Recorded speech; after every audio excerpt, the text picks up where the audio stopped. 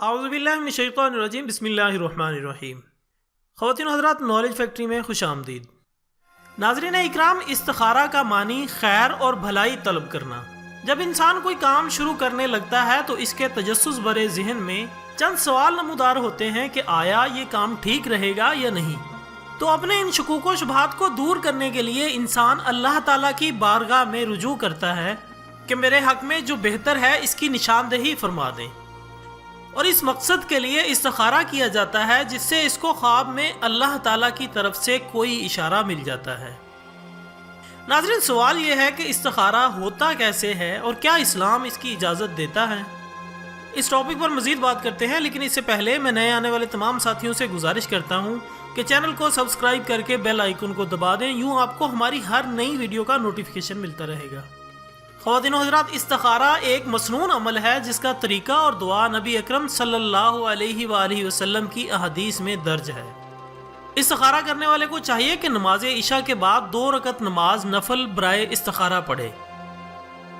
پہلی رکعت میں سورۃ فاتحہ کے بعد قل یا ایھا الکافرون اور دوسری رکعت میں سورۃ فاتحہ کے بعد سورۃ اخلاص یعنی قل ھو اللہ احد پڑھے، اور سلام پھیرنے کے بعد یہ دعا پڑھے: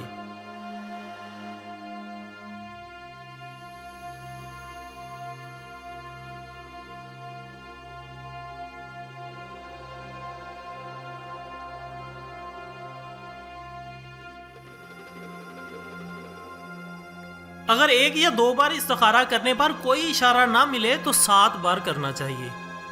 دعا کرنے کے بعد باوضو قبلہ روح ہو کر سو جائے اور دعا کے اول آخر درود شریف پڑھے۔ اگر خواب میں سفید یا سبزی دیکھے تو سمجھے کہ یہ کام اس کے لیے بہتر ہے۔ اگر سرخی یا سیاہی دیکھے تو سمجھے کہ یہ کام اچھا نہیں ہے اور اسے ترک کر دے۔ خواتین و حضرات، یہ بھی ضروری نہیں ہے کہ خواب میں ہی کوئی اشارہ ملے۔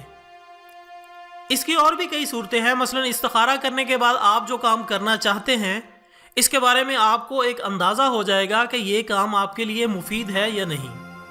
جیسا کہ اگر آپ کے سامنے کوئی 2 صورتیں ہوں تو ان میں سے ایک کو اختیار کرنے کی طرف ذہن مائل ہو جاتا ہے، اور یوں آپ کو اس کام میں آسانی پیدا ہو جاتی ہے، یا پھر آپ کے دل میں اللہ تعالیٰ کی طرف سے اطمینان ڈال دیا جاتا ہے اور آپ کا دل اس کام کی طرف لگ جاتا ہے۔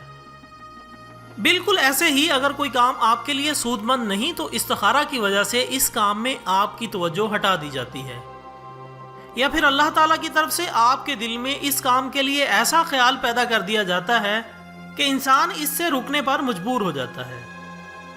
ناظرین اکرام، استخارہ ایک ایسا عمل ہے کہ اگر انسان اس کو اپنا وتیرہ بنا لے تو اس کا فائدہ ہی فائدہ ہے، نقصان ہرگز نہیں۔